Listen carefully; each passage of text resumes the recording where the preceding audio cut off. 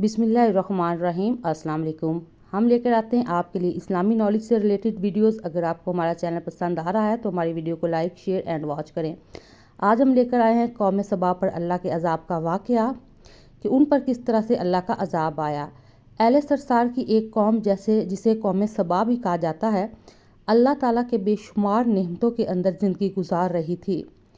یہ قوم ایک عظیم تہذیب و تمدن کی مالک تھی۔ حضرت داؤد علیہ السلام اور حضرت سلیمان علیہ السلام کی باعظمت حکومتوں کے بعد ان کی حکومت زبان زد خاص و عام تھی۔ کہا جاتا ہے کہ یہ لوگ گندم کی مغز سے آٹا پیس کر روٹیاں پکاتے تھے، لیکن اس سے برعکس وہ اس قدر اسراف کرنے والے اور ناشکرے تھے کہ انہی روٹیوں کے ساتھ بچوں کا پخانہ صاف کرتے۔ بعد از ان کو آلودہ روٹیوں کو اکٹھا کرنے سے ایک پہاڑ بن گیا۔ پھر ایک صالح شخص نے وہاں سے گزرتے ہوئے ایک عورت کو دیکھا جو روٹی کے ساتھ بچے کے پخانے کے مقام کو صاف کر رہی تھی۔ اس شخص نے عورت سے کہا، تیرے اوپر افسوس، خدا سے ڈر، کہیں ایسا نہ ہو کہ خدا تیرے اوپر اپنا غضب ڈھائے اور تجھ سے اپنی نعمتیں چھین لے۔ اس عورت نے جواب میں مذاق اڑایا اور مغرورانہ انداز میں کہا، جاؤ جاؤ، گویا کہ مجھے بھوک سے ڈرا رہے ہو۔ جب تک سرسار جاری ہے مجھے بھوک سے کسی قسم کا کوئی خوف نہیں ہے۔ کوئی زیادہ عرصہ نہیں گزرا تھا کہ اللہ تعالیٰ نے ان لوگوں پر اپنا غضب ڈھایا۔ پانی جو کہ زندگی کی بنیاد ہے ان لوگوں سے چھین لیا، یہاں تک کہ قحط نازل ہوا۔ بات یہاں تک پہنچ گئی کہ ان کی ذخیرہ کی ہوئی تمام غذا ختم ہو گئی۔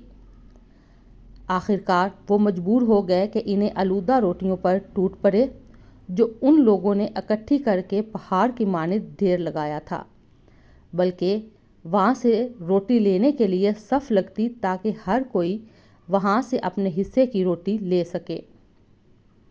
کفران نعمت، قحط اور ان کی بدحالی کے بارے میں متعدد روایات موجود ہیں۔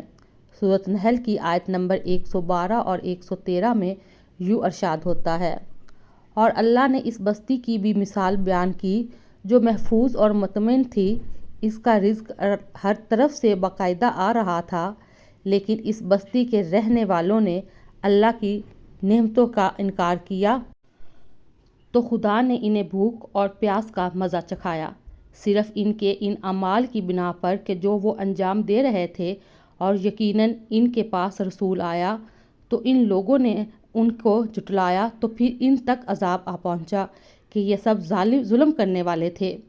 اس قوم سبا کے بارے میں ایک اور واقعہ بیان ہوتا ہے کہ ان لوگوں نے اپنی زراعت کو بہتر طور پر کاشت کرنے کے لیے پانی ذخیرہ کرنے کی خاطر بلق کے نام کے 2 پہاڑوں کے درمیان ایک بہت بڑا بند مرب تعمیر کیا ہوا تھا۔ سوراخ اور دوسرے پہاڑوں سے گزرا ہوا پانی اس بند میں آ کر وافر مقدار میں جمع ہو جاتا تھا۔ قوم سبا نے اس پانی سے صحیح طور پر استفادہ کرتے ہوئے وسیع و عریض اور بہت سے خوبصورت باغات لگائے اور کھیتی باڑی کو رونق بخشی۔ ان باغات کے درختوں کی شاخیں اس قدر پھلوں سے لدی ہوتی تھی کہ کہتے ہیں کہ اگر کوئی شخص سر پر ٹوکری رکھ کر اس کے نیچے سے گزرتا تو پھل خود بخود ٹوکری میں گرنا شروع ہو جاتے اور قلیل مدت میں ٹوکری تازہ پھلوں سے بھر جاتی۔ لیکن نعمتوں کی کثرت نے انہیں شکر کرنے کے بجائے سرمست اور غافل کر دیا تھا، یہاں تک کہ ان کے درمیان بہت بڑا طبقاتی نظام وجود میں آ چکا تھا۔ ان میں سے ایک صاحب اقتدار لوگوں نے کمزور اور ضعیفوں کا خون چوسنا شروع کر رکھا تھا، یہاں تک کہ ان لوگوں نے خدا سے ایک احمقانہ التماس کیا جس کا ذکر سورۃ سبا کی آیت نمبر 19 میں ملتا ہے۔ انہوں نے کہا کہ خدایا ہماری سفروں کے درمیان فاصلہ زیادہ کر دے۔ انہوں نے اللہ تعالیٰ سے یہ التماس اس لیے کیا تھا تاکہ غریبوں، بے نواح لوگوں اور ثروت مند ان کے عمرہ سفر نہ کر سکیں۔ ان کی خواہش یہ تھی کہ آبادیوں کے درمیان خشکی ہو اور فاصلے بہت زیادہ ہوں تاکہ تہی دست اور کم آمدنی والے لوگ ان کی طرح سفر نہ کر سکیں۔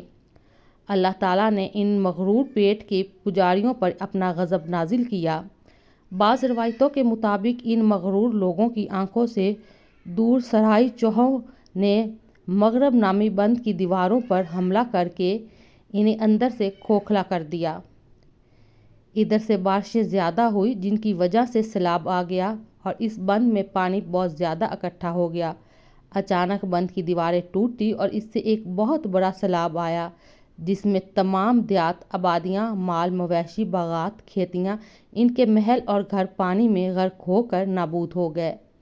ان کے باغات اور زراعت میں سے صرف بیری کے درخت اور کچھ جھاڑیاں بچی تھیں۔ خوش الحان پرندے وہاں سے کوچ کر گئے تھے جبکہ الواؤں اور کووں نے قوم سبا کے کھنڈرات میں اپنے گھونسلے بنا رکھے تھے۔ اس بات کا ذکر سورۃ سبا کی آیت نمبر 15 اور 16 میں ملتا ہے اور آخر میں سورۃ سبا کی آیت نمبر 17 میں قرآن کریم میں اس واقعے کا یوں نتیجہ نکالا ہے: یہ ہم نے ان کی ناشکری کی سزا دی ہے اور ہم ناشکروں کے علاوہ کسی کو سزا نہیں دیتے۔ یہ تھا ہمارا آج کا ٹاپک۔ ہمیں لازمی فیڈ بیک دیجیے گا کہ آپ کو کیسا لگا۔ اللہ حافظ۔